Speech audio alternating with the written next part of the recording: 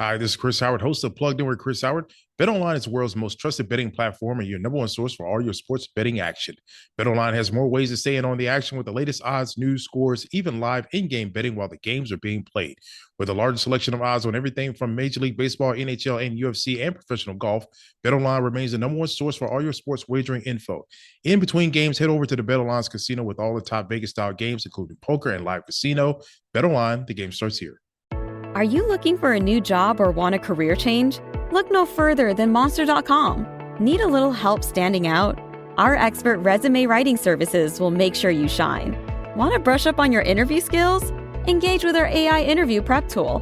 Want some advice on negotiating your new salary? Visit our salary tools and extensive library of career advice articles, and you'll have all the tips and tricks you'll need to succeed. Visit Monster.com today and take the first step towards your career.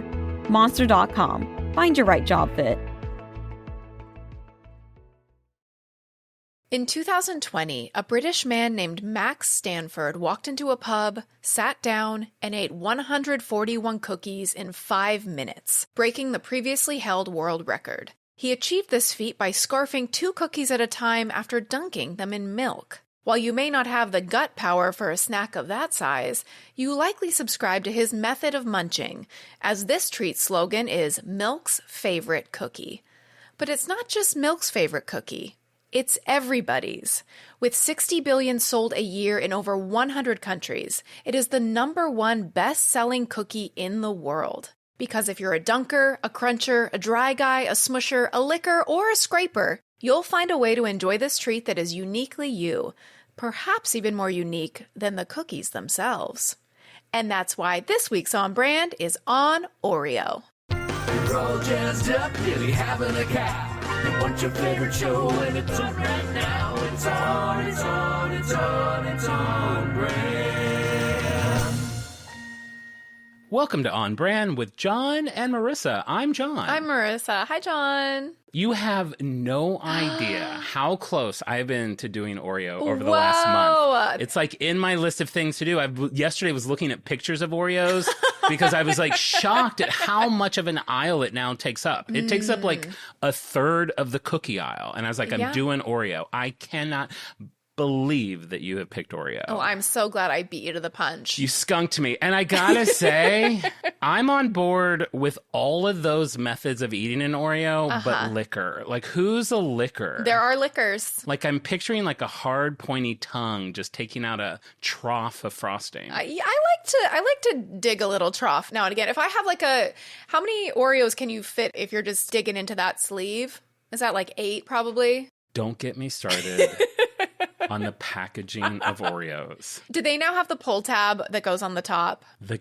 chaotic It's pull hell. tab. Like, that's been around now, I think, probably for 15 years. It's been a long time. Yes. But it seemed insane. You can only access like a third of the cookies. You can't get to any of the corners. No. You have to like shimmy them down into the main tunnel Corridor. or whatever, the corridor.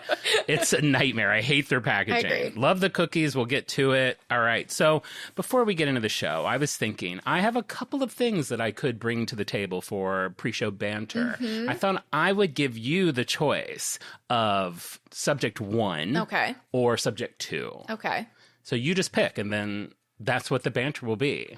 Subject 2. Okay. Interesting. I, for some reason, was more prepared for 1. Okay. Let's talk about 2. So I was tested this week. Oh, boy. What happened? I was driving to get dinner. I was going down Hyperion. That gives you a hint of it's by my house. So now the freaks can sort of narrow down where I live. Google Earth. Google Earth me. And I drove by one of the biggest piles of garbage I have ever seen. How big are we talking? Like half a city block. No. It was like someone had emptied out an office. And so I'm driving by this thing. I'm like, who cares? Garbage. Oh my God. Vintage iMac did a U-turn in the middle of the road to go see this. Wait, vintage iMac. Do you mean colored? The first iMac, like the ones that's like a bubble, it's red. Oh, it was like they did. wow. Remember the commercial? They would like spin around. It was like when computers for the first time were like fun to get. I don't think I've even seen a commercial for a computer in like 30 years. Yeah, this was probably... I mean, dude, you're getting Adele, the Gateway cows. There was a Right. lot of like commercials for computers for a while. And now- Apple had fantastic commercials. I mean, they were iconic. That was the course. whole Think Different campaign. So yeah, so I see this like cherry red vintage iMac on the road, up Dear for God. grabs. Yeah. And I'm like, yeah, obviously, I have a storage unit. This is coming home with me. So I do a U-turn, and it's dark already. It's like, 9 o'clock or something. So I did a U-turn. I arrive at the pile, and I get out, and I'm overwhelmed. Because, like, I start looking around, and I start to see more iMacs. It was like... Right, okay. In total, I found 5 vintage iMacs. And So Trader Joe's insulated totes, you needed 5. right. Vintage iMacs, pretty rare. Very rare. How many does And Jon need? free. How many do I need? How many do you think I ended up with? I mean, any number higher than 1 is demented. So, what's your guess? 2. Would it surprise you if I told you No. that I took none? Oh, wow. Okay. Oh, my God. John was tested. So and listen, I mean, there could have been like a family of rats living inside of one of them. I started that pile definitely had rats in it. Yeah. But I did get to the point where I pulled one out and I picked it up and I was like, man, they're heavy. They're way heavier than I remembered. Yeah. But there was something so nostalgic about it. I really, truly did love those colors. It was also, they had like a laptop version, if you remember. They called it like the toilet seat laptop. And it Yes. had a handle. Carrie Bradshaw had one on Sex and the City. I drooled over that thing because it literally looked like a hard candy. Like the colors were so enticing. And I picked it up, and there was like dirt on the screen that I could have wiped off. And there was like a CD slot. And there was no cables. And I was like, I can get this in my storage unit. And then I took a breath, and I was like, and no, I wasn't like, what will Marissa make fun of this on the pod? We know that ship has sailed. What will the freak say? That's my test. Like, what will the freak say? But you don't have like a plan for it. It's not like, oh, I've been looking for something to like hollow out and like make into like a fish tank. Exactly. Yes. Like if I did have that, then maybe. Yeah. But even that, it's like I'm not like a junkyard. Well, I don't want to be a junkyard. No, don't you have like a jar of like rusty old screwdrivers like on your TV? I collect vintage screwdrivers. Is that Well, that's what I you're mean. talking about? I have about 45 vintage screwdrivers. Yes. And they're gorgeous. Each one tells a story. Sure, yeah. Of a father, a grandfather, a grandmother, a mother. A murder. Undetected. The Cold bloody one. case Yes, stays who tells the cold. story of a murder. Anyway, so I put it down. I didn't take anything. And a couple days later, I drove by it and the pile was gone. So temptation was erased. Wow, I'm really, really proud of you. I'm sure there's some freaks that are like in their car careening into the median, just screaming like, why did you not take that? And have you looked on eBay or anything to see if there's any resale value for a vintage? I drove away and Al is looking. I was on the mission. I'm going to guess it depends, because I'm sure there's like new dead stock, like new ones that no one ever used. That could see people spending a lot for that. But I bet like a used colored iMac with all the cables, I'd say $185. I was going to say, like $150 maybe. Because it would be like a set in like an HBO series. Yeah. It's like, it's not like, oh, Al's looking. And they've He's got scrolling. those. Do you remember they had like the hockey puck mouse, which wasn't even like comfortable? Like some of the stuff they did was so silly. Not ergonomic in the slightest. Did you get a number? 150 to 250. 150 to 250? We're We're so good. good at this. We should go on Price is Right. I hate that it's with Drew Carey now. No offense to, he's fine, but it's We'll take it. We're not happy about it, but we'll take it. And I know the people listening don't know, they've moved the set for the first time ever. It's now very close to us. Great, let's just show up. Hello. This is fun. You and Al were both at the same Target today. Okay, I don't know why you find my trips to Target. So just so people know, we come in to record the pod. I'll usually tell Mar and Al what I've done. And they're like, shh, save it for the pod. I'm like, no, I'm just telling you I picked up milk at Target. They're like, no, we got to talk about it on pod. I don't think it's very interesting. But yes, what is interesting in the story... You've been to Target 2 times in the past 24 hours. Yeah, last night I left your house at like 10:40 at night and ran to Target because I had a drive-up order, and I figured, wow, let's just Target's 7 minutes away. There's going to be no one in the parking lot. Let's just go pick it up and leave. And so I did. What'd you get? I got milk. I got King's Hawaiian pretzel. I love those. I mean, King's Hawaiian, by the way, great brand. Beautiful brand. Did you know King's Hawaiian is here, like in Torrance, and they have a restaurant? That's what we should do, a field trip to King's Hawaiian restaurant. I mean, name the time. I will abandon my family for half a day. And Spam Masubis, all the things. Fantastic. We've got to do that. Great. What else did I mean, it really is boring. I got that. I got Rice Krispie treats, which you found funny, and Al was like, save it for the pod. Who doesn't eat Rice Krispie treats? Like the ones in the little teal foil? Yeah, that has a space to write your child's name to put in their lunch To put in their lunchbox, yeah, those. I write my name on each one. Like, have a great day, John. Your best is good enough. I surprise myself every morning with them. Yeah, you need it. I feel like I did get some. What else did I get? Oh, ham. Just some ham. Why is that funny? I got 2 packages of ham. Honey baked ham. Okay, yeah. You know what it is, though, with that ham? They really trick me because it's like. How does ham trick you, John? Because it's like, okay, so you know when you buy like a lunch meat, it like comes in like a package. This ham, the packaging. What brand is it? Let's throw them under the bus. I think it's called Springfield or something like that. It's not a brand I think you're thinking of The Simpsons. It's like that, though.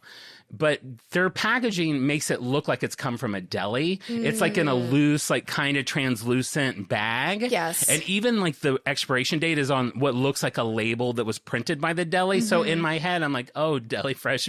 They want to trick you into thinking that it has that like butcher's touch. Exactly. But really it was like sliced in New Jersey 2 weeks ago. Yeah.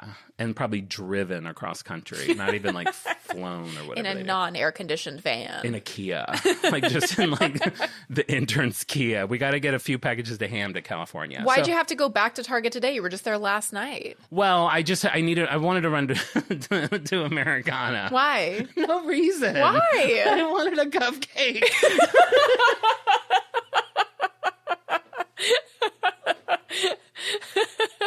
So I got a cupcake. I went to Sprinkles. It's easier just to park at Target and walk across. It's very hard to get to that Sprinkles.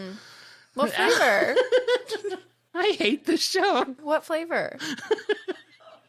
I got a couple. It's not funny. Al's losing it again. You guys, this is my life. It's just, it feels normal. Like other people. I'm sure it feels normal. I mean, can habituate to anything. There's a cupcake store. I'm not the only one going there. Of course. I used to work at a Sprinkles. Oh, man. So how many cupcakes did you get? You said a couple. I would prefer that we get into Oreo. So they come in a box where it's like either 1 or 2. It wasn't that box. Which box was it? It was the one that's 3 to 4. It was 4. It was buy 3, get 1 free. I got 2 red velvet, a strawberry, and a banana. I didn't bring one to share. They're all at my house. I haven't eaten any yet. I tell myself I'm going to put a couple in the freezer, but I know I won't. Over the next 2 days, I'm going to eat 4 cupcakes. There. Is everybody happy? Bring them to share, John. Now that is a solid point. Bring them to share. Buy 3, get 1 free. John, Al, me, David. How many people is that who you're going to be eating eggplant parm with tonight? By the way, I need to preheat the oven for the Rouse eggplant parm from Costco. Oh, yeah, it takes a while. See, you see me, you, Al, David. I see tonight to tomorrow, 1 Tuesday. If you don't live in a town where there's a Sprinkles cupcake, let me just tell you, the red velvet cupcake is the best. And I have a whole thing with it. Of course I do. I rip off the top, then I eat the stump, and then I eat the top like it's a big frosting cookie. There's everybody happy. The freak is in town. You must do something weird. You're probably a licker. You're probably an Oreo licker. That's why you were defending it. You're like, no, people do it. People lick, yeah.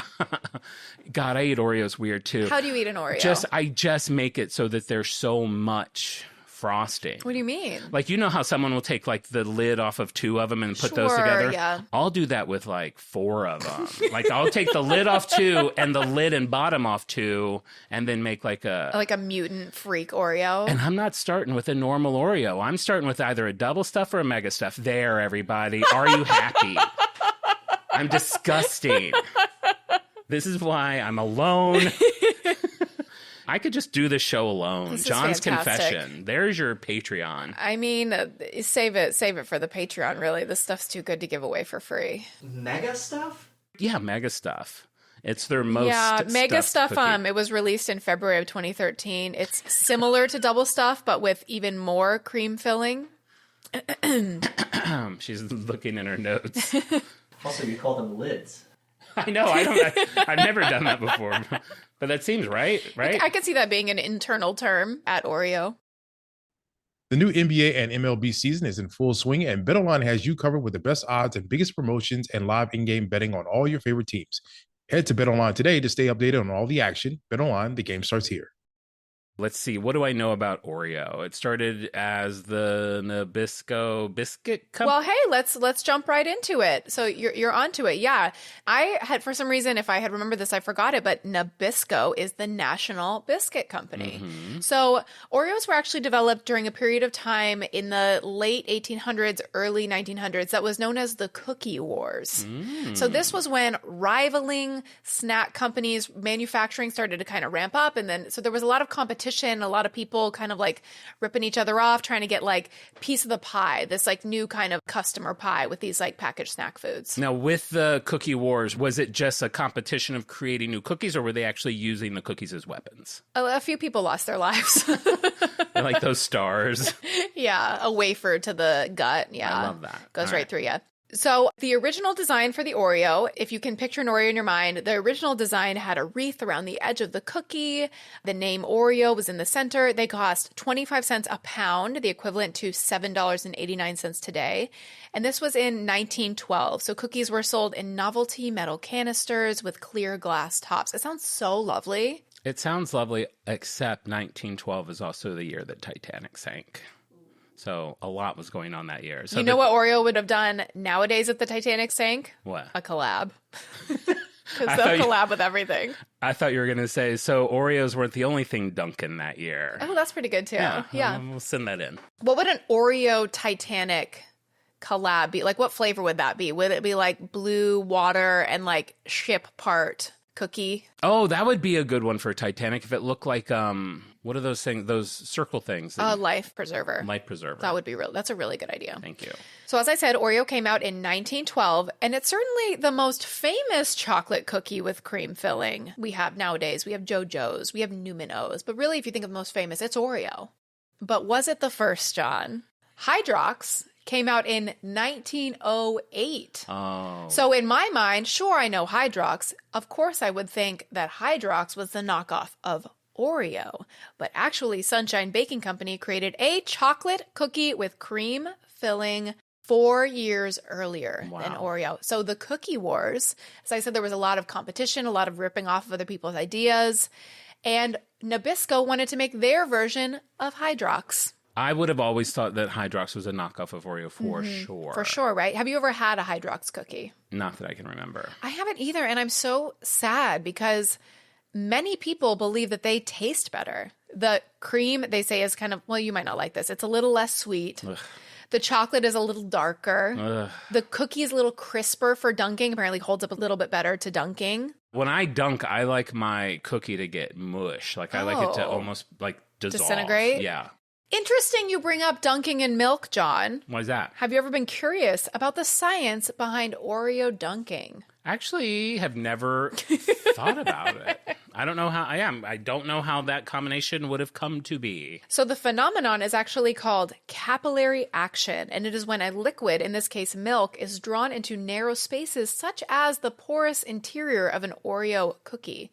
So this wicking effect occurs because the interplay between the cohesive forces that bind milk molecules together and the adhesive forces that attract milk to the cookie's surface. And the exact amount of time recommended to dunk a cookie to keep a little bit of crunch, the structural integrity, is 3 to 4 seconds. 3 to 4 seconds. I leave it in there for like 30 seconds. How are you pulling it out? You're drinking it. It gets soft, but it stays together. Somebody won a Nobel Prize because of this research. Good God. I mean, you're just dunking a cookie in milk. It's too much. It sounds like a whole company meeting thing. It's like you're just putting it in milk. This is science, baby. Who was the first dunker? Was this an accident? Like they were like in their kitchen and actually dropped a cookie in milk? Well, it was very common at the time to dunk like a biscuit in a cup of tea. Al, you would know, you're British heritage. Al, you would know. You know when we say cookie, we mean your biscuits. Biscuit. And then when we say chips, we mean your crisps. I had no idea what you've been talking about this entire time. What's a cookie in British? Like, do they have a word for it? Does it mean like an asshole or something? It's probably like a slut. Like whenever, like the normal, exactly. like the American word is always a terrible thing over there. That's right. Yeah. It's probably like a little asshole. She's a real cookie, yeah. Oh, you can't be going around with her. She's a little cookie, you know? Al loves it when we do our English accents. Because we're so good at it. It reminds him of his home. So Hydrox, they were the best tasting cookie in comparison to Oreo, especially at that time, because Oreo, the recipe did change over the years. But Hydrox is a masterclass in Hazingas. So the name to start, Hydrox. It's not an appealing. First of all, I gotta say, you might be the Hazinga today. Oh, how so? I don't see a plate of Hydrox and Oreos here. Well, John, you'll find out why. Okay. You'll find out why. Okay. So yeah, the name I hate. That's probably why I've never went for it. You never went for it. Never turned you on. I'm gonna go for it today and get Hydrox. So the name was meant to imply is hydrogen and oxygen, and they wanted to imply purity and cleanliness at a time when, as we talked about before, factories were thought of as like all canned rats. Yes. Yeah. Dirty, disgusting. Dirty, There's disgusting. No oversight. Mm-hmm. So they wanted to like really instill a vibe of like sterility and cleanliness. This is something that they didn't do, though. They didn't trademark the name Hydrox. So the word Hydrox then started to appear on like hydrogen peroxide and like lots of cleaning products and things that aren't food. So they lost their ownership of the brand name. That is a major brand Hazinga. It's a major Hazinga. They are competing neck and neck with Oreo. Their advertising started to get very like defensive and whiny. It was like, don't be fooled by lookalikes. Trust the original. And it was like very like find your own thing, like find your own voice. It was like all their ads referenced Oreo, which felt just like a little put a bad taste in people's mouths. And Hydrox was discontinued in 1999. Oh, they don't exist anymore. They don't exist anymore. I was going to say, I don't feel like I've seen a Hydrox in a while. So we'll jump forward to the 1950s because that was really when Oreo hit their stride. And they had a few moves that really like launched them to the top. First of all, they got a new price. So they employed the strategy that I thought was really interesting. So they increased the price of Oreos, which compared to Hydrox made them seem like they were like the fancier option, as opposed to Hydrox, which like by comparison seemed like the RC Cola or like the budget, like grandpa penny pinching option. I read a story about a vodka company that had done that. They had been around for years and they were like the cheapest vodka on the shelf and their sales were terrible. And I don't know, I want to say it was like a $9 bottle of vodka. And then one day the president was like, I have an idea. And he made it like $100 bottle of vodka. Yeah. And like sales skyrocketed. It was the same thing. I don't know if he changed the packaging, but all of a sudden it was something that seemed elite and unattainable. Yeah. Is there anything that you're like that with? Because I remember like, I never liked RC Cola, but we had a vending machine outside the grocery store and I loved, like, it was a quarter, which it's like, I mean, sometimes you just have a quarter, but it wasn't like my go-to choice. I certainly didn't have a preference for it. But then I'm wondering, like, was it just that I knew it was cheap and that kind of like made me biased against it? Is there anything you're like that with, that you prefer the cheaper version? Prefer the cheaper? I mean, I'm such a brand boy. That's why we have this whole podcast. Yeah. Like, especially with soda. Yeah. Like, I don't want an RC Cola. I don't want a Pepsi. I don't want any store cola. I don't want an artisanal cola. I just want a Diet Coke. Yeah, no, I don't think there's anything. I think I kind of, if I think of anything, I'll let you know. But I think I pretty much, I'm so brand loyal, and most of those brands are name brands. They don't have to be the fanciest. No, but if you brand. see like French's and you see like a great value, you're going with the French's mustard. Yeah, I mean, some people may say that I'm a Hunt's boy, so I may, in my head, I reach for the Heinz, but it's canon that you're a Hunt's boy. I'm Hunt, so I guess Hunt's. They got a new price, as I said. Then they got a new name. So the Oreo biscuit was renamed in 1921 to the Oreo sandwich, and then in 1948 the name was changed to the Oreo cream sandwich. Cream spelled the fancy way, C-R-E, with a little tick, M-E.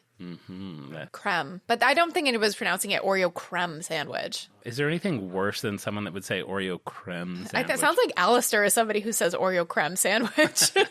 Alistair probably doesn't. Have you ever had an Oreo? He's had one Oreo. I've tried one Oreo. I took the lid off. He scraped the creme into the trash. I recently had a Thin for the first time. They're good. Yeah, they're pretty good, yeah. Are you like a Thin and you like a Mega stuff? Did you like stick the Thin in between the Mega stuff like some sick experiment? No, but I did put two Thins together, so I guess I probably just had a normal. So they got a new price, a new name. They got a new design. So the modern day Oreo design was developed in 1952 by William A. Turnier. And he's an interesting guy. So he was born in 1908. He had polio as a kid. So he had a limp. He had to drop out of school at age 16 because kids were making fun of him so much. He was bullied so much. He took a job in New York City as a mail boy in Nabisco, where his dad worked. And he went from being a high school dropout, everyone's making fun of him, to being a legendary biscuit designer.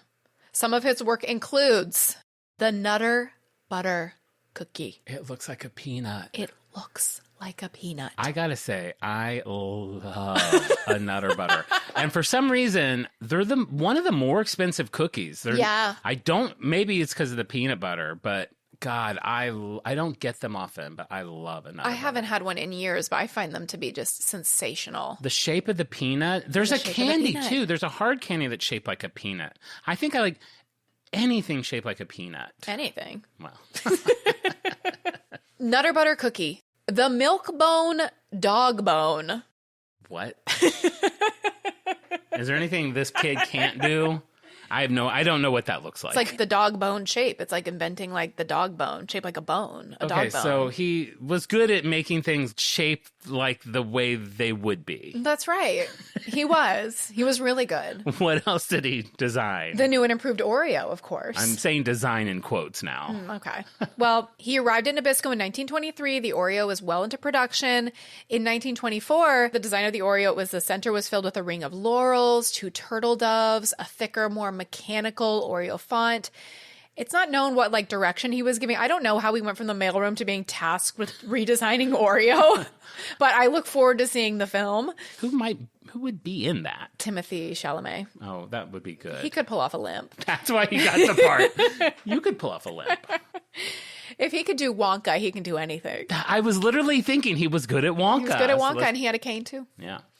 So it's not really known what direction he was given to give the Oreo the facelift, but the only thing that was kept was the cookie's name in the center. So it said Oreo in the center, and then in place of the wreaths, he put an array of 4-petal flowers. Surrounding the word Oreo was a colophon, or an emblem that was a circle with 2 crossed lines at the top. It's the same design Nabisco had been using in its logo.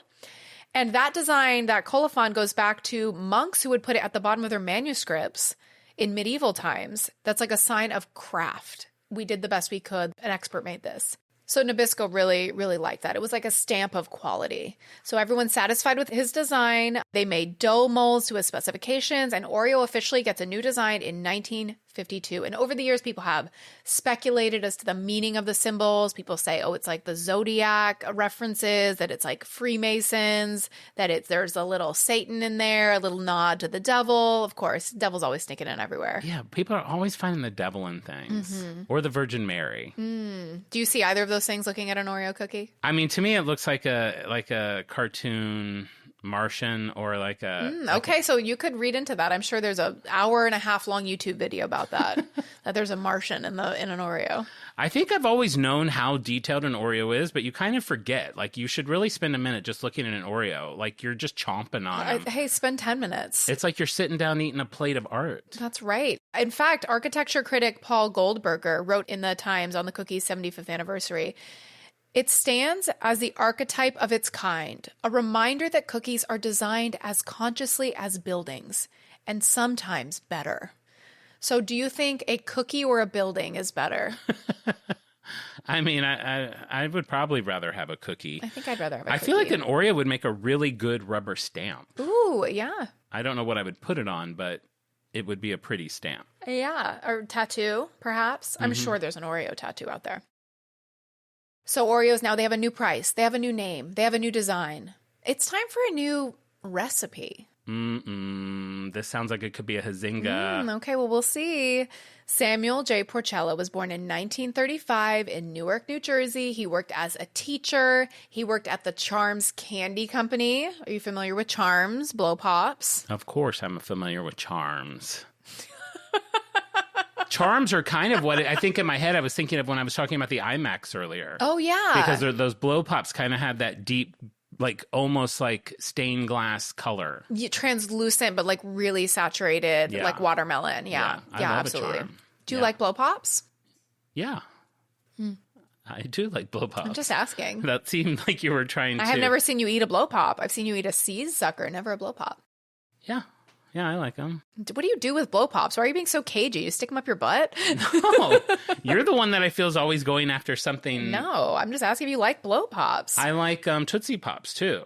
When do you bite into it? That's the question. The Tootsie Pop. The same with the blow pop. It's like you start the blow pop. They all kind of have their different like biting point. The blow pop, it's like you have to like test it a little bit with your teeth, and then you'll get to a point where you hear a few cracks. Then you can bite into it and chomp on that gum for about 30 seconds. That's all the gum is good for. I like when you can chomp in. You can get the shards of lollipop in there too. Yeah. And I like when the bubble gum starts to peek out from the lollipop and you can kind of like lick that gum. Yeah. See? I might be a licker. You were a licker. I knew it. Did you know I used to sell Charms in school? Lollipops? Yeah. Oh, not wow. even for like a thing. Like my dad would shop at like a Costco type store where you could buy things in bulk, and he would buy me Charms lollipops in bulk, and I would sell them to kids at school for a profit. And then one day a teacher's like, "What?" So it's like, is this for you to go to like basketball camp or something? Yeah, and like I had no game, and I was like, "No, I'm just selling these," and she shut me down. Wow, she should have gotten in there with you and said, "All right, 50% goes to me."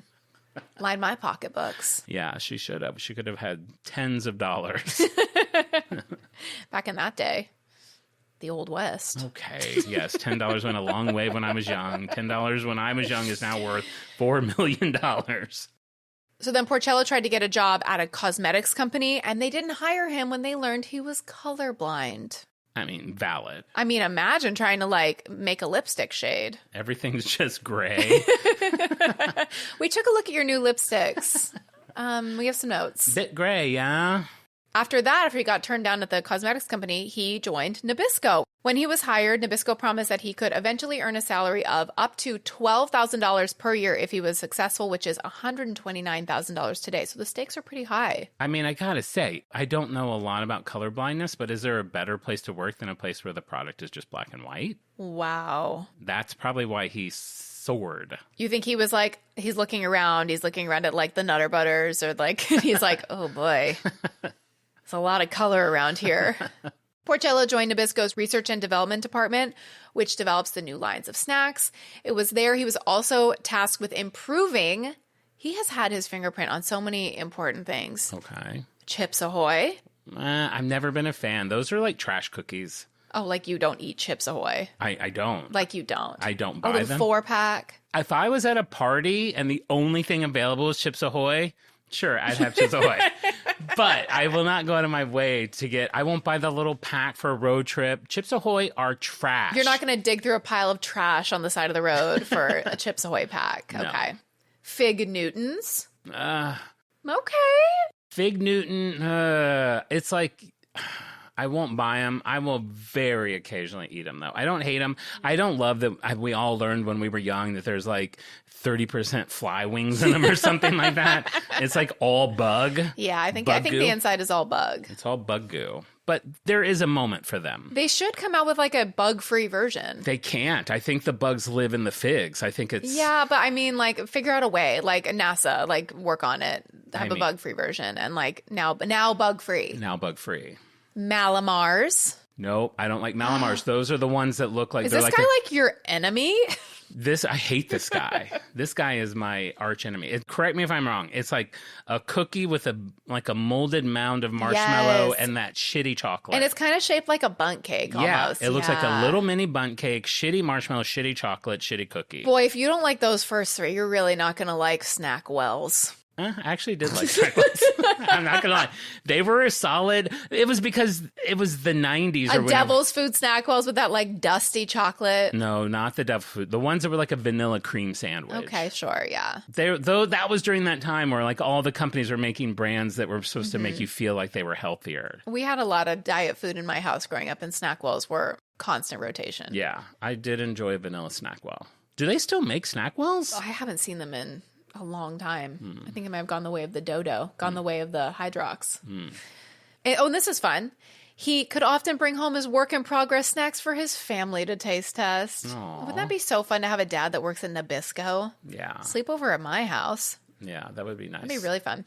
So he was considered one of the world's leading experts on cocoa. He was given the title of principal scientist, and he was the one who invented the modern Oreo. He has 5 patents to his name related to his work on Oreo. He changed the cream filling. He modified the cookie. The Oreo you taste today is Sam Porcello's Oreo. It's the same. And that has earned him the nickname Mr. Oreo. Wow. Good for him.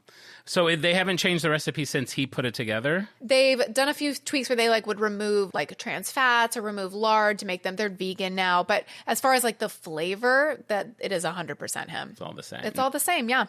And I'm sure you're on your way to getting there, but it has got to be one of the brands that makes the most varieties of their namesake. Oh, absolutely. Even just if we were talking about the mega stuff, the double stuff, the main varieties in the United States, if we're talking about just like the standard Oreo configuration, you have the double stuff, which was introduced in 1974. I didn't know it went back that far. I thought that was like a 2000s double stuff. No, I could see that.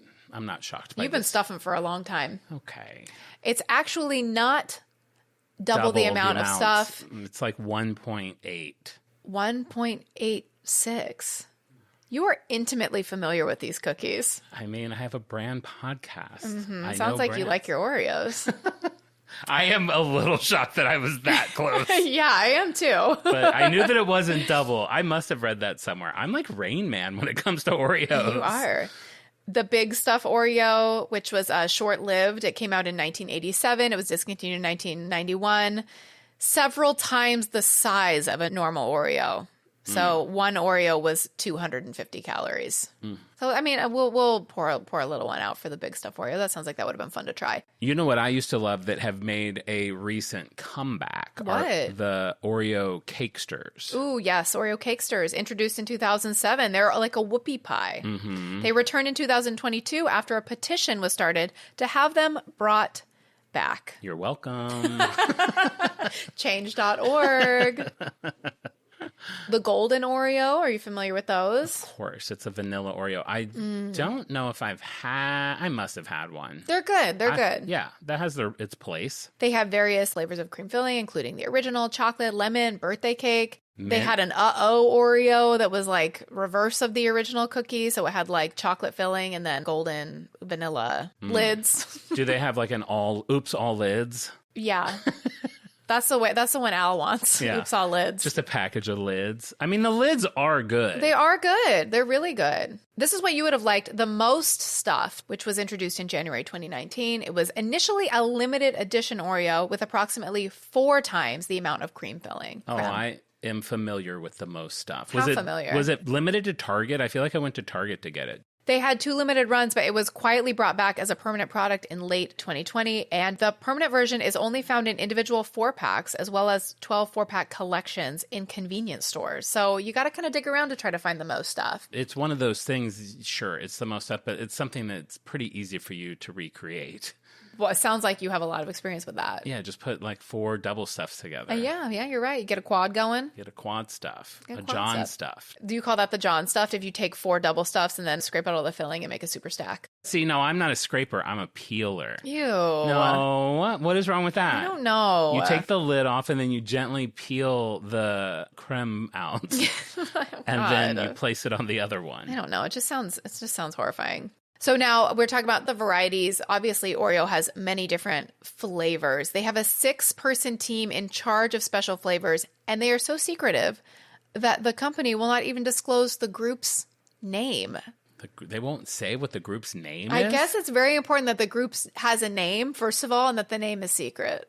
Wow, that seems kind of like a marketing ploy. Maybe. But, I mean, that is fun. Like, that's what I want to know about, the people that get to do that. And what I wish they would do, which is something that Lay's does, is, and maybe they just say they do it and they just pick the flavors that they want, but they have, like, customer submissions. Make a little contest out of it, and they'll pick, like, 3 at a time. I think right now they've got, like, tzatziki Lay's and honey butter. And they let people give suggestions and they pick those. Do you think there's like 6 employees that go to work pretending to be janitors and then they like enter their office and strip off their janitor clothes and they are part of the secret crew? I hope it's more secret than that. I hope it's as secret as Taylor Swift getting to stage in the Eras tour where she's rolled in a janitor's cart. Yeah. And so they're like, oh, wow. Oh, they're bringing the brooms in for the day. And then they put the broom thing in the closet, like the janitor's closet, and then they all 6 get out and like slide down a pole into like a lab. So this like team of super secret scientists, they, come up with all the crazy flavors. We know that they have like birthday cake, lemon twist, watermelon, red vines. They're just like coming out with nut stuff all the time. They're always like doing their crazy collabs. Have you had any of those like weird flavors of Oreos? I got the red velvet ones because everybody was talking about how good they were. I didn't love them, but they make literally, I feel like they make like 30 flavors a year. There's like latte and like macchiato and like there's just so many different things. They have over 85 flavors. It's crazy. Worldwide. Oh, there's a new collab coming out on my birthday this year. They make some that they put like Pop Rocks in. So they're doing a collab, not to spoil your thing. No, but go for it. It's coming out on my birthday. This is kind of fun because it's a dual collab. So Coca-Cola is making an Oreo flavored Coca-Cola and Oreo is making a Coca-Cola flavored Oreo. And for the Oreo, they're putting Pop Rocks in it to kind of simulate that like carbonated beverage thing, which I love. And they do that for their 4th of July Oreos too. It's supposed to be like fireworks. I've gotten them. It's a little lackluster. I really want it to be like, I love imagining you in your home, like so excited. It's 4th of July. You're so excited. Got up early and ran to Target, peeling back the tab, mad that you have to peel back a tab. I hate that tab. I hate the like 8 little break points that it has. And then resealing it has to be even or else it doesn't work. You have to like rub your hand over the whole like thing of the package. You have to seduce the package. Yeah. You have to caress it, seduce Stroke it like you're a villain with your cat. It's terrible. And then you put this little, you're all excited. You see it. You're like, ooh, it's going to pop. It's like fireworks in my mouth. And then you put it in your mouth and you're like, oh. It's like, pop, pop. And I'm like, oh. It is such a fun idea. I mean, for a Coke collab, it's like such a perfect idea. Maybe they'll throw more in. I mean, they do. Now, I'm like all excited about Oreos now. Like a couple years ago, they did like Pokemon ones that you had to like search for certain Pokemon ones, which I thought was brilliant. Right now, they have a Star Wars one where you don't know if you get the dark side or the light side until you open your package. If you get the light side, all your cream is blue. If you get on the dark side, all your cream is red. Did you buy a pack of those? I didn't. You would think I would. Yeah. Some of this stuff I've kind of like. I think the only Oreo, like special Oreos I bought, Lady Gaga had a collab a long time ago where the cookies were green, I think, and the frosting, I always call it frosting, the cream was like pink. Yeah. I think they were Chromatica. And then Game of Thrones, because I love Game of Thrones, and they had like a special collab, and I like bought like 4 packs. I don't think. Wait, what? I think I bought like 4 packs. Why? Because I don't know. I shared some at work. I think I still have an unopened pack in my kitchen. I don't know. We were so into Game of Thrones, and then it ended so like, mwah. I was like, You were too sad to even eat the Oreo. Yeah. Yeah, that's sad. I mean, I do like that it is this canvas for like so many different collabs. Like you can use the cookie itself for artwork. Mm-hmm. You have every kind of option for like color of cookie and color of cream. They're very innovative about keeping that brand relevant and fun. Yes, they do like to have a lot of fun. There's a few things where I feel like a little like, I don't know, is it too collabby? Is it too, like right now they have Oreo by Sour Patch Kids. And just I'm looking at it and it's like, there's the Oreo with like Sour Patch Kid flavor, but then it's also like all this merch you can get. So it's like, you can get like a bucket hat that's like Oreo by Sour Patch Kids and like a sweatsuit with like Sour Patch Kids, Oreo, all over. I'm like, who are these clothes for? This is like, this can't be for like real people. But then I like remember that I know you. And like, if you were into Sour Patch Kids, like you would buy it. I mean, I like Sour Patch Kids. Do you like bucket hats? What is it? I mean, I'm not going to buy those. They're like what, on the Oreo website or the Sour Patch Kids website? What are they, like Oreo.com/merch? What are we talking? It's like what, $20 for a bucket hat? I mean, why does everyone sell bucket hats? The Cure sells bucket hats. It's like one of those things like when you decide to make merch, so they're always pushed a bucket hat. And I feel like it's not the most like wide net as far as a customer base. Like, does everybody feel like they look good in a bucket hat? Few people, like a frat guy looks good in a bucket hat, and that's about it. Yeah, maybe like Billie Eilish and a frat guy. Yeah. I do like it when, I mean, I love looking at like merch for bands or whatever. Not necessarily buying it, but I like just seeing what they come up with. And Al, you're going to love this. I was looking at Coldplay's merch a couple of days ago because they have a new album coming out and whatever. And I was looking through their merch. They are selling Coldplay wooden hangers. Like a set of 5 Coldplay wooden, like what the hell does that is happening? I don't think they have a song called Hangers or Wooden Hangers. Like it was just like, I don't know how that came to be, but I kind of respected it. But then even so, it's like you're getting like a 6-pack of hangers and you're just like cramming those in your closet with all your other like plastic and wire and like regular hangers. It's like, do you put your Coldplay t-shirts on there? Like, oh no, now he's sold. Now he wants them. And my Coldplay t-shirt's a bootleg that I got in the parking lot. It's not even like a real Coldplay shirt. I don't know. It just feels like a little depressing. I love that story because people are going to assume that I'm a huge Coldplay fan. If you don't know Al, like we just assume you guys know everything about Al. He sure likes Coldplay enough, but he really likes wooden hangers. Oh yeah, he sent us a picture. We'll have to post this picture of your closet. He got a new pack of wooden hangers yesterday, and he sent us a picture, and it is absolutely like it's frightening. It sounds a chill down your spine to see like a picture of this closet. It's one of those pictures that's probably on like a very satisfying like Reddit thread, but it's like it feels psychotic. I see it as like a crime scene photo in like a folder that's like, this is what we know about this man. He's like, we just need the DNA. Yeah, you know he basically has 20 shirts that are almost identical. It's like you could look at all 20 shirts and it would be like find the differences, and you would have a challenge. It'd be like a game for like a 6-year-old. It's like, oh, that one has like tiny gingham and that one has like little tiny pinstripes. But they're otherwise absolutely the same. But we love Al. And he is single, if we and haven't he mentioned is that looking yet. for love. And he's straight. And he has wooden hangers. Yes. That don't say Coldplay on them. Oh, boy. So as the years have gone on, Oreo, they've outpaced not only Hydrox by a mile, but all other cookie competition. And Kraft Foods acquired Oreo. It merged with Nabisco in 2000 in a $14.9 billion deal. So Oreo is the world's best-selling cookie. As I said, it's available in over 100 countries. Over 500 billion Oreos have been produced worldwide, 85 flavors for sweets connoisseurs everywhere to enjoy. Whoever you are, there's an Oreo for you. It seems like one of those things I'm sure there's like deep fried Oreos at fairs. Oh, yeah, absolutely. I'm sure there's probably been an Oreo challenge on Top Chef, like elevating the Oreo. Yeah, without a doubt. I would love. You know what I've had elevated? What? A Little Debbie's oatmeal cream pie at like this cute little like restaurant in like Toluca Lake, and it was like 2 very thin, really well made oatmeal cookies, and then sounds so good. Just a thin layer of that cream. Oh my God. Taking that cookie and elevating it was brilliant. That's a really good idea. I haven't had one of those in ages. Yeah. John, remember earlier when I said Hydrox was discontinued in 1999? Yeah. Well, in 2014, Leaf Brands registered the Hydrox trademark, which had been abandoned by Kellogg's. It had been left at a firehouse for nobody to claim. Left on the side of the road next to a bunch of iMacs. I'm standing there. Do I want a pack of Hydrox? I guess I could take it. I buy the website. Now I own Glovebox.com and Hydrox.com.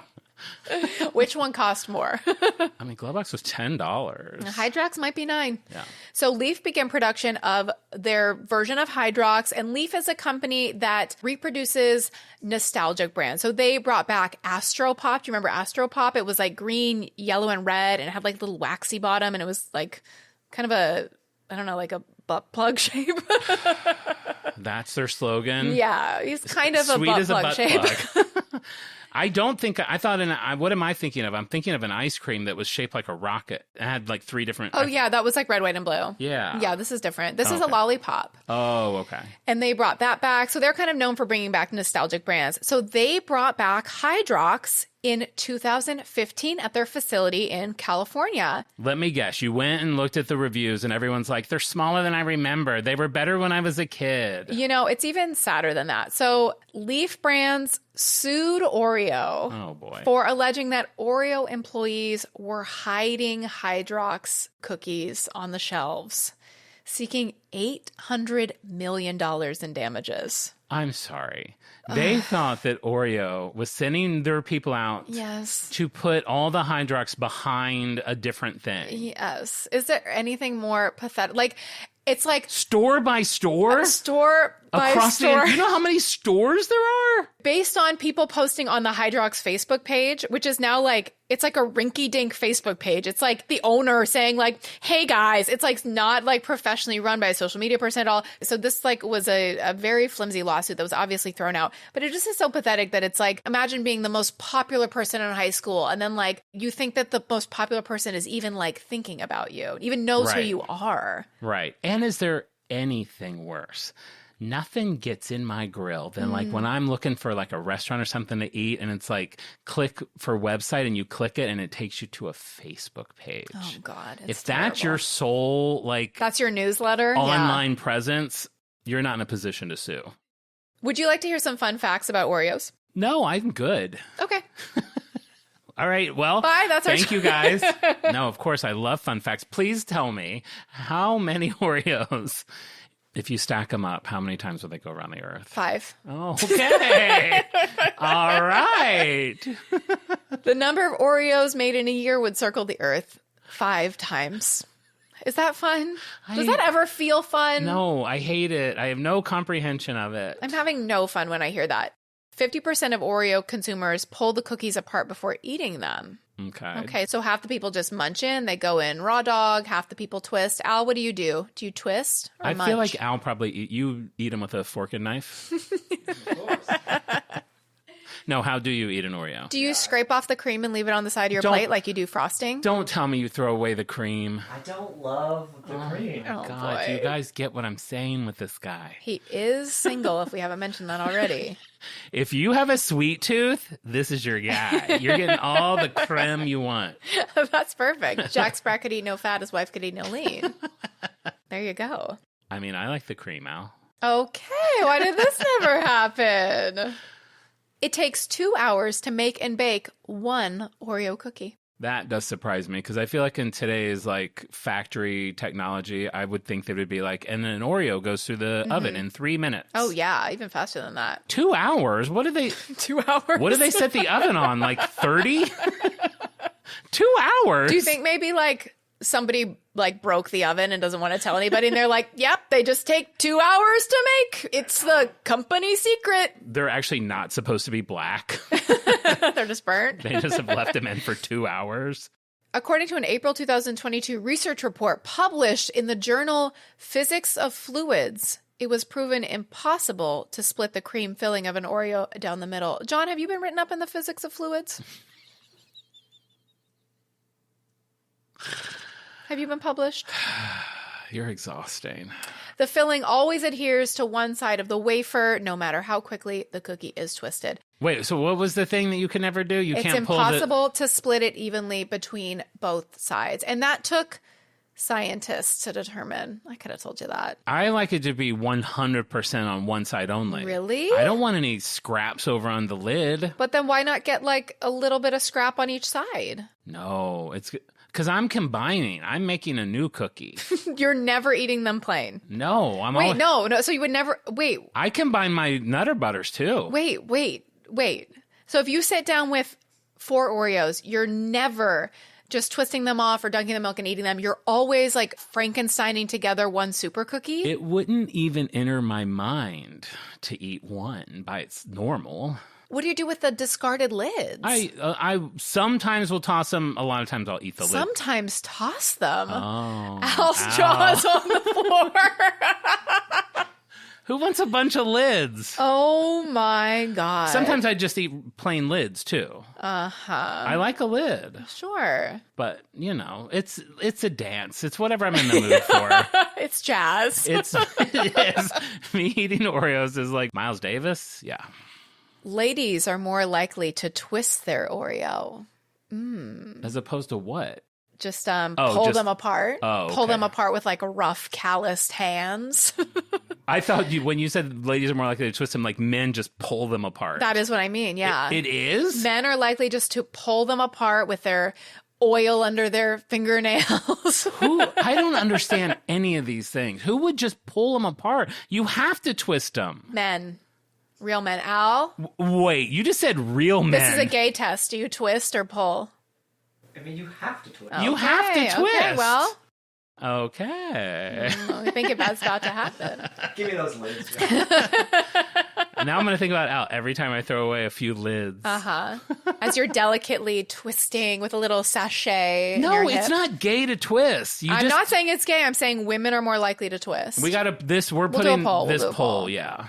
Do you just pull them apart with your meat paws, or do you have a little grace, a little panache? It truly seems psychotic to me to try to just pull them straight apart. Well, it seems psychotic to me to discard 12 lids. Who said 12? How many? That's several. Several lids, 38. A few lids. My God. That's it for Oreo. So now I have to ask you, of course, that's what we do. Mm-hmm. Is Oreo on brand for you or not? You know, if I'm in the snack aisle, I'm not necessarily going for an Oreo. Okay. So as much as I like the history, I like the, the journey it took to get to where they are today, I feel like in my heart, even though I've never had them, I'm a Hydrox gal. No, you're not. You're a JoJo. You love Trader Joe's JoJo's. I do love Trader Joe's JoJo's, but they, to me, taste like what I imagine a Hydrox. If I'm doing the comparison, slightly less sweet, maybe a little less cloying, a little bit of a darker chocolate. I do go for a JoJo. Yes, I like a golden JoJo. I like a peppermint JoJo. So I don't think that Oreos are necessarily on brand for me. And I look forward to trying Hydrox to see if I can confirm my theory. I know Al is a Hydrox. Al's just a lid. He's a dusty Hydrox lid. Yeah, he writes into Hydrox, says, hey, would you just sell me a package of lids? Can I just get a bag of loose lids? I mean, it seems insane for such an iconic American brand for you to be off-brand on that. Oreo cheesecake, I like. What? Okay, so I am 100% on brand with Oreos. I love the innovation of it. I love the collabs of it. I love the endless art of it. It's definitely on brand for me. I'm looking forward to having some of your Oreo balls this Christmas. Yeah, I will. No cookie tin is complete without one of John's Oreo balls. Okay, why do you make everything weird? That's not weird. You bought candy melts. But yeah, I know. You're trying to get it all out there. Tell them everything I bought. I don't know what you bought. I bought a little stick so that I could dip them into chocolate. Okay, so there we go. A chocolate melter. I really went crazy thinking I was going to open like a ball business. I support your ball business. I would love to eat an Oreo ball. I thought they tasted great. And Joanne's had a coupon. Everything was 40% off. Oh boy, God forbid Joanne's has a coupon and you're in the area, or else who knows what you're going to come home with. I know, it's true. It's true. All right, well, thank you for sharing another iconic brand in the canon of on-brand. This is a really iconic one. This is anytime you can get number one in a sector, I feel like that's really crossing something off the list. Number one cookie, yeah, that's huge. And we will do a taste test on maybe if we ever start our Patreon with the new Coca-Cola collab. I think that's actually a great idea because that comes out on your birthday. They're not out yet. The Coca-Cola Oreo collab comes out on September 9th. Yeah. And that is John's birthday. So I think we could lock that in that for the Patreon, we will be doing a taste test. Yeah, we'll do that. That'll be great. And determine if the Pop Rocks, if they live up to your expectations. Yeah. Hopefully they just need to put more in. I want my mouth to feel alive. Well, since you're already Frankensteining it around, grab a bag of Pop Rocks and make your own thing. That's not a bad idea because I think the issue It's not? Oh. You were joking? I mean, to be fair, I don't have to buy them. I have some at home. You have Pop Rocks at home? Of course, in my candy jar. You've got to have a couple of packets of Pop Rocks. Sure, on hand in case you're in a pinch. All right, well, another brand in the can. Now, I would like to give a few shout-outs to the people that guessed the Trapper Keeper Insta Egg. So many people got it right this week. I am not going to give a shout-out to all, but I'm going to pick a few people. Some people that I think were guessing for the first time, which is always exciting, and just some names that I didn't recognize quite so easily. So let's give a shout-out to Jeff Bieber. I don't know. Any relation? I don't know, but that's Justin Bieber's like pseudonym on social media for his like fake Instagram. He's like Jeff Bieber. Yeah, Jeff Bieber. Is it Trapper Keeper? Yes, Jeff Bieber. It was Trapper Keeper. Your secret's safe with us, Jeff. Shout out to Seth Young, to Ryan Farrell, to Toph Eggers, and I think that's the only ones I highlighted.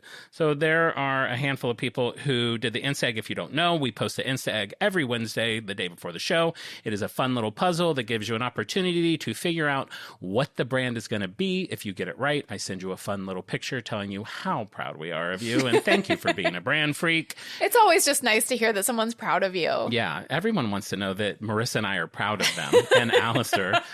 And the highest praise. There's a chance you'll get a shout out on the pod like the people just did. Of course. And check out those Insta eggs on our Instagram at OnBrandThePod, on TikTok at OnBrandThePodcast. If you haven't left us a review on Apple, please do that. It really helps us out. At the very least, a little 5-star goes a long way. And today, as of this episode's release, we are on the Doughboys podcast. We recorded this a little bit ago for their Garden of Eden special month in August. And we will be talking about carrots. I'm so excited that it's finally out. We did this like 3 months ago because they were getting some episodes in the can. So yeah, you can go listen to that right this minute. If you're a Doughboys fan, that's where you found out about us, or if you're not, go check it out. We love Nick and Mitch. They're the best, and their podcast is awesome. Yeah. So that's it. We will be back next week with an all-new episode. And as we always like to say, we may go off topic, but we will always be on brand. Bye. Bye.